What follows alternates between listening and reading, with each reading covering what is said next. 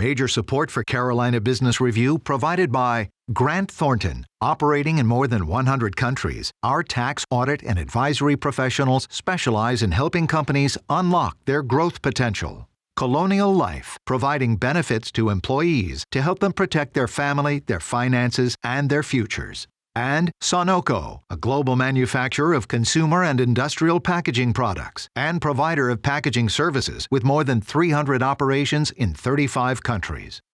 You don't have to look too far to see evidence of a very rich economy. It's not to say it's been robustly growing for the last decade, but slow growth over the last 10 plus years, by the way, now has produced some pretty amazing results when you look around. Welcome again to the most widely watched source of Carolina business policy and public affairs. I am Chris William. On this program, as always, we will disseminate the economy, business, politics, policy across the region, and what issues are worth knowing. And later, there is no better evidence of a good economy than disposable income to play things like golf. McConnell Golf CEO John McConnell joins the conversation again, and we will start in a moment. Gratefully acknowledging support by Martin Marietta, a leading provider of natural resource-based building materials, providing the foundation upon which our communities improve and grow. Blue Cross Blue Shield of South Carolina, an independent licensee of the Blue Cross and Blue Shield Association. Visit us at southcarolinablues.com. The Duke Endowment, a private foundation enriching communities in the Carolinas through higher education, healthcare, rural churches, and children's services. Barings, a leading global asset management firm dedicated to meeting the evolving investment and capital needs of its clients. Learn more at barings.com. On this edition of Carolina Business Review, Bob Morgan of Robinson Bradshaw, Mark Farris of the Greenville Area Development Corporation, and special guest John McConnell, CEO of McConnell Golf.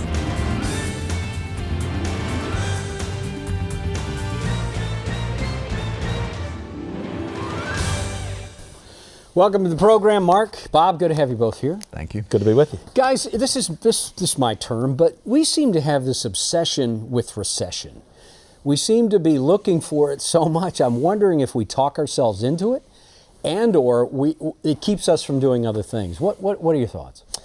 Well, Chris, the last recession is one that hit Charlotte particularly hard, being led by the banking crisis. So I think there's some still a little hangover left from that. And then the other thing is this economy is long in the tooth, to use the cliche. And if you believe in the business cycle that there are going to be ups and downs, we're 11 years or so into it. And when you look at the uncertainty around issues like trade, the tight labor market, the politics of the country right now, there's a lot of uncertainty. And so I think all of that goes into the anxiety there is around that question. Is there a specter of recession, Mark, that hangs over what you do or what you hear? It's funny, I saw a survey yesterday where half of the purchasing managers in the U.S. think we're already in recession. So I think there's a definite slowdown. Economic development is a pretty good barometer. If our phones stop ringing, then about 18 months later, things get really slow. Companies plan decisions 2 years in advance a lot of times, and it's definitely slowing. So have your phones stopped ringing? Not stopped. We're fortunate. We're seeing a lot of office projects in lieu of manufacturing, so we're getting a little more diversified in Greenville and the upstate. So I wonder, so when you say office, it's commercial development? Yes, it is commercial, back office, call center, exactly, that kind of stuff? Those kind of things. Is that happening, would you say, mainly in the upstate or across Palm? Pretty much everywhere, I think, in South Carolina, along the coast and even around Columbia. Bob, same question around trade as Mark described it. We were talking before the program that phones stop ringing, the pipeline for economic development, gets a lot more holes in it, if you will. Do you get that sense too? Well, I'm not directly involved in it as I used to be, of course, but I think it's a little distorted in Charlotte. Yes, foreign direct investment has slowed down. Take the example of all the uncertainty around China. 10 years ago, we had 5 Chinese companies in this market. Today, we have 45.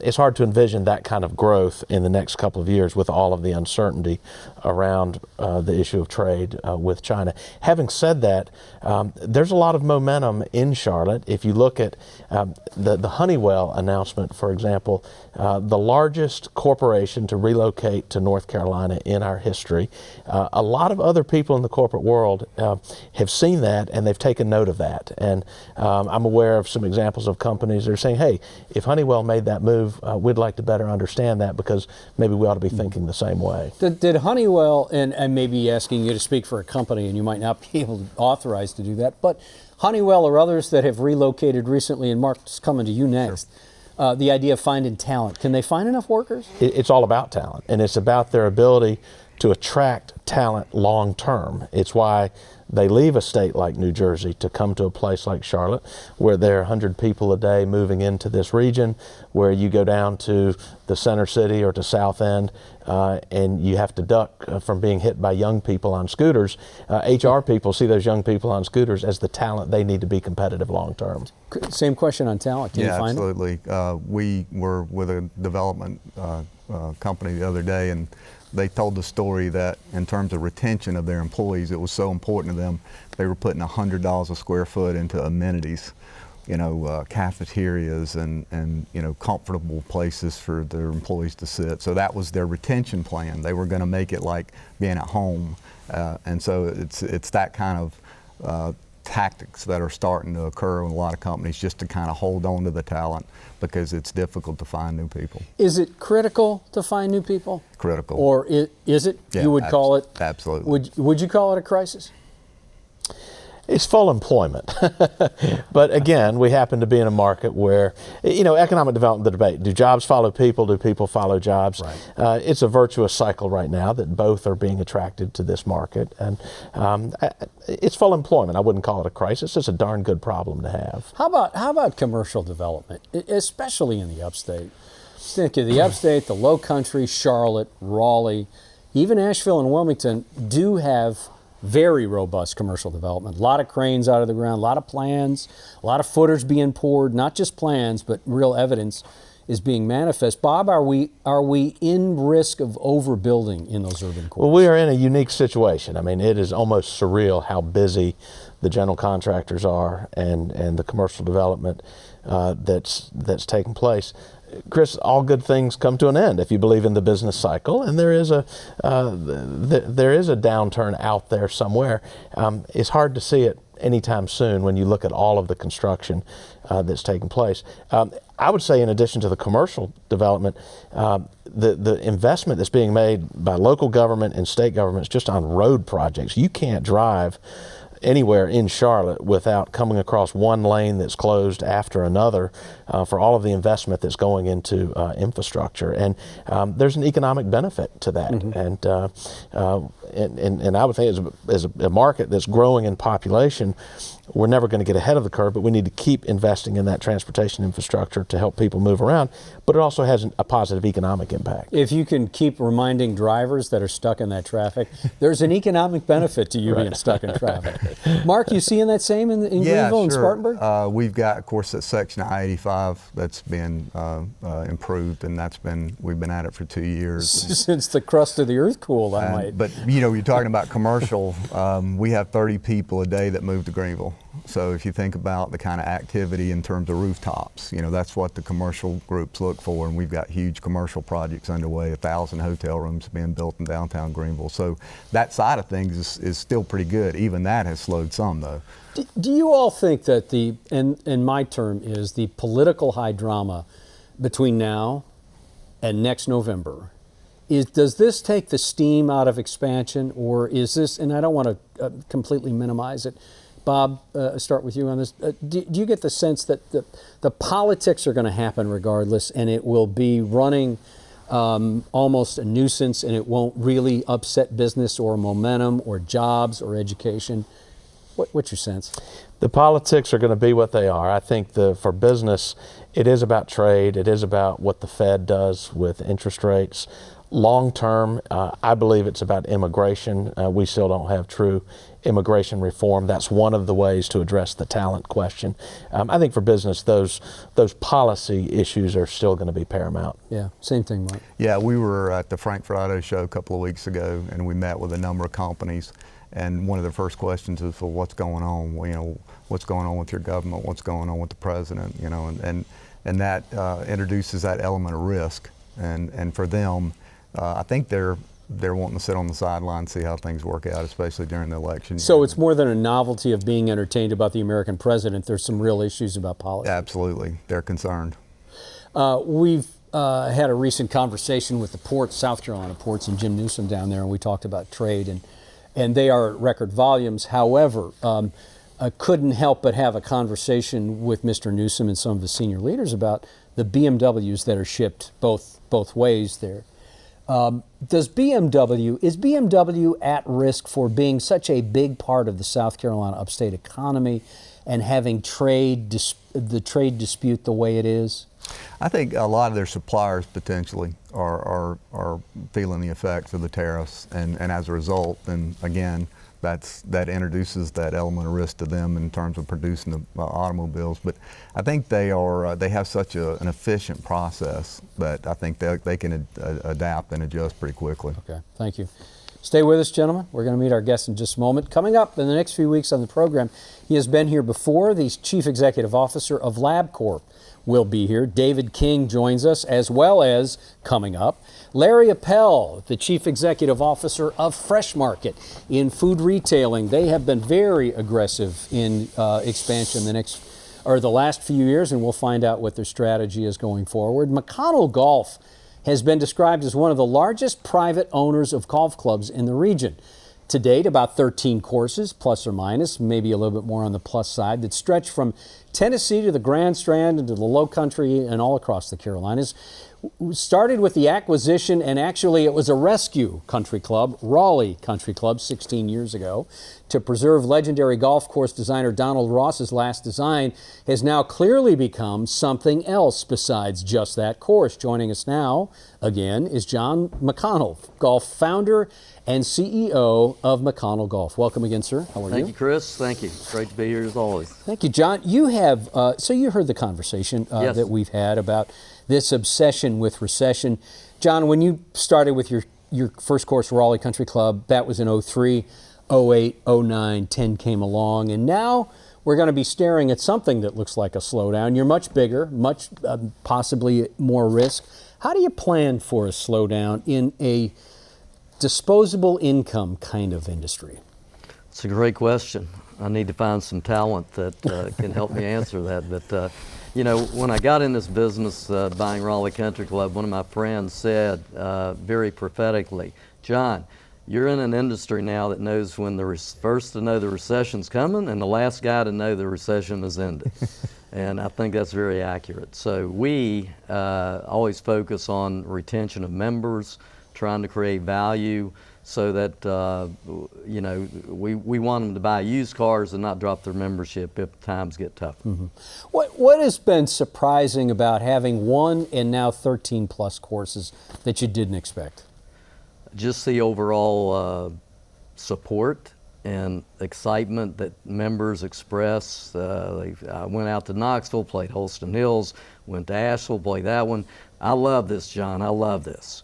So I think it's the value and the experience that people have when they come to one of our properties that has been very rewarding to me. Mm-hmm. Bob? John, you're in a dozen or more markets in the Carolinas. What are you seeing in the broader economy trends in those different markets? Charlotte, Wilmington, Asheville, and Raleigh are on fire. The rest of the markets are average.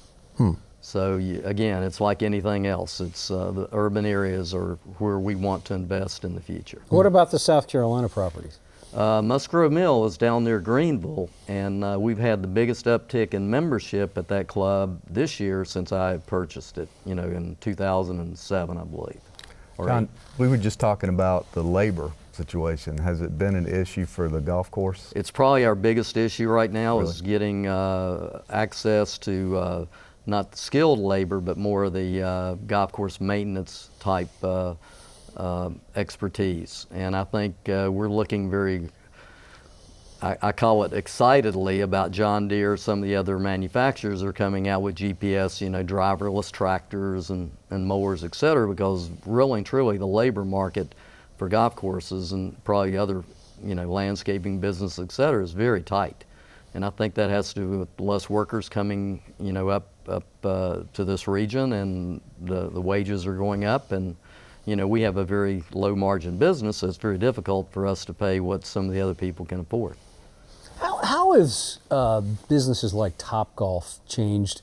And somebody on the crew said TopGolf's more like a Dave and Buster's experience for golf.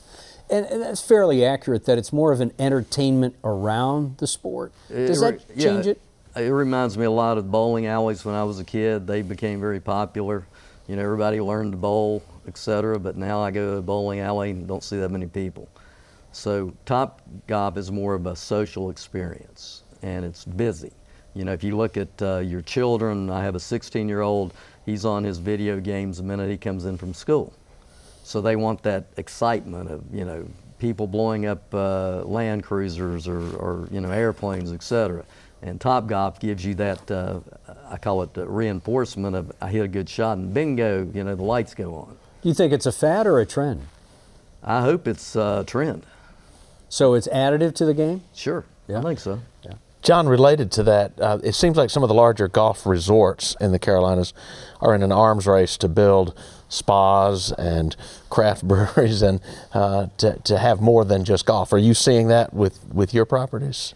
We're not chasing that. To me, it's like the college arm race. Who's got the nicest facility, the biggest stadium. Mm-hmm. I can't afford to chase that. Mm-hmm. So we have to focus on the experience of when people get driving in the parking lot, how do they feel today? Mm-hmm. And how are they going to feel when they leave? Mm-hmm. And that comes with two things. What are the greens like and what's the food like? Mm-hmm.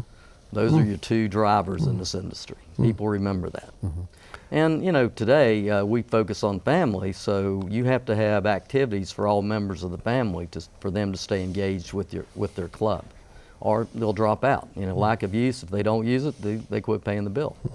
John, a lot of courses tend to follow creeks and other water boundaries.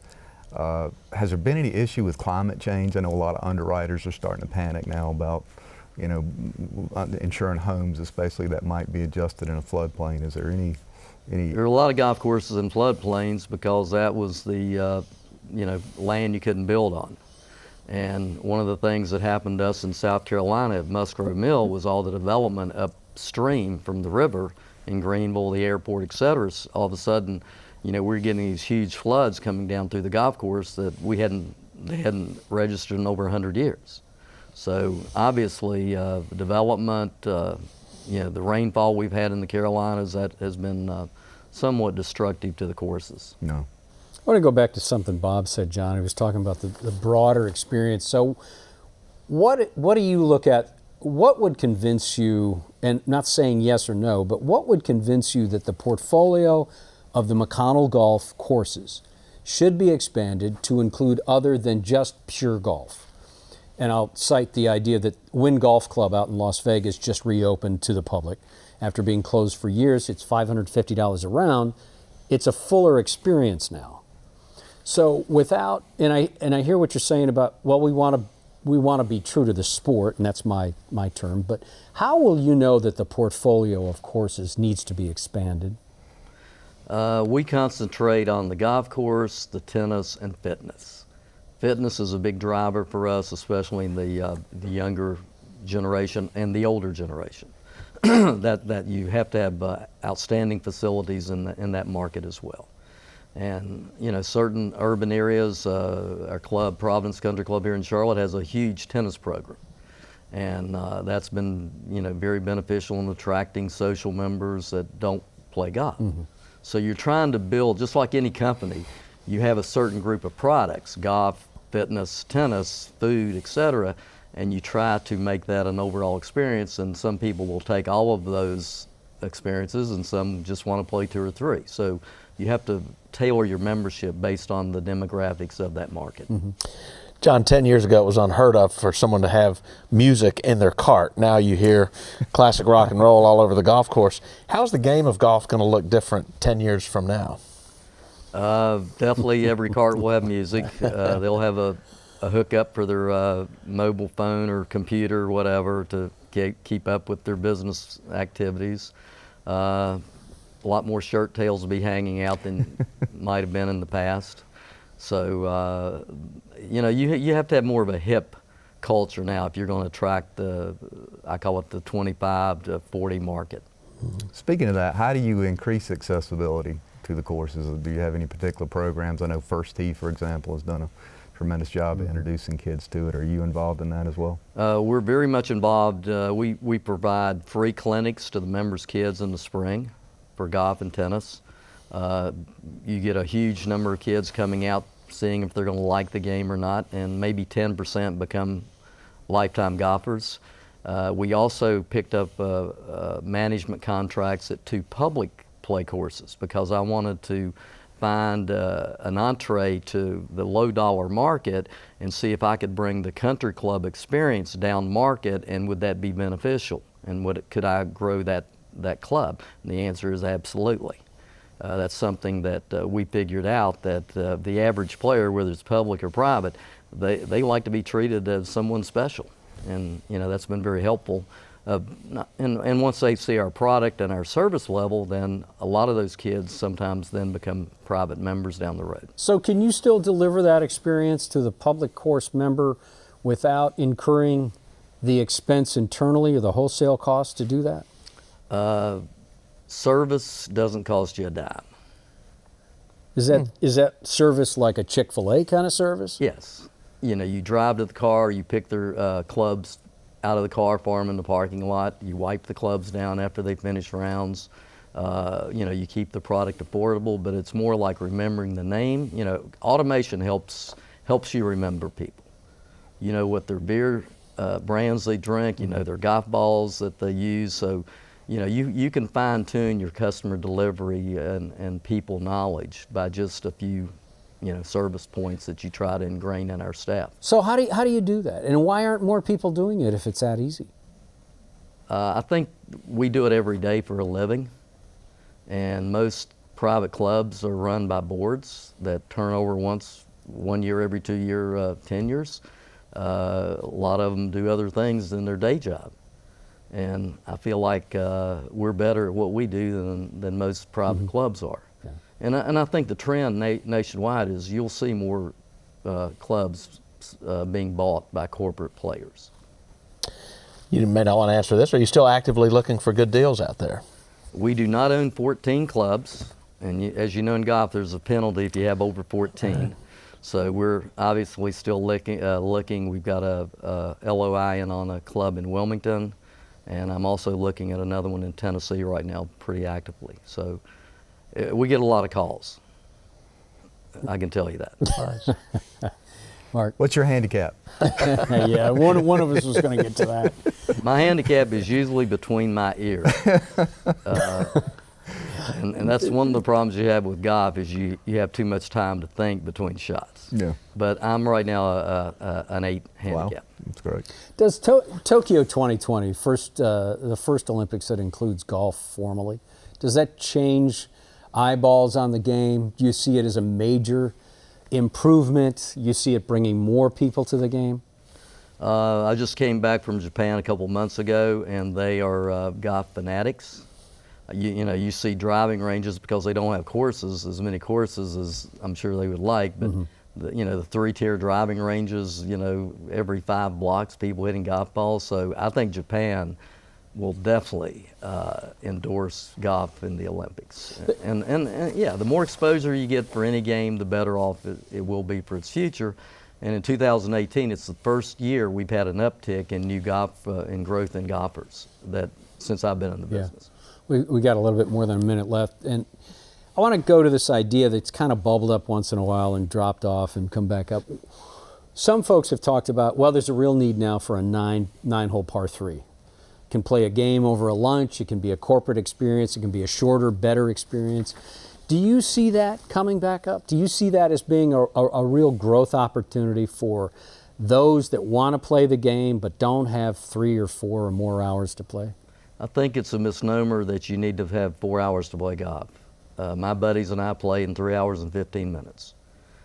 We set aside tee times on weekends specifically for young family members where there might be 2 people that want to go out and play golf, so they can go out and play in 2.5 hours and still make the soccer game. So we try to tailor our tee sheets to get speed those people with less time, get them on the course and through their round in a quick period of time. Do I think executive golf courses have a place in the future? Absolutely. I mean, I'm getting to the age I have to move forward on a tee set. So I'm probably a great candidate for one of those down the road. John, thanks for being on the program again. Sure. Nice to see you. Congratulations. Thank you. And one final comment is I can tell you there is no recession coming to the Carolinas next year. Yeah, okay. Well, we're going to replay that to you. Thank you. Good to see you, Mark. Nice to see you, Bob. Good to see you, Chris. Thank you. Until next week, I'm Chris. Major funding for Carolina Business Review provided by Martin Marietta, Colonial Life, the Duke Endowment, Barings, Grant Thornton, Sonoco, Blue Cross Blue Shield of South Carolina, and by viewers like you. Thank you. Promotional consideration provided by Business North Carolina Magazine. For more information, visit carolinabusinessreview.org.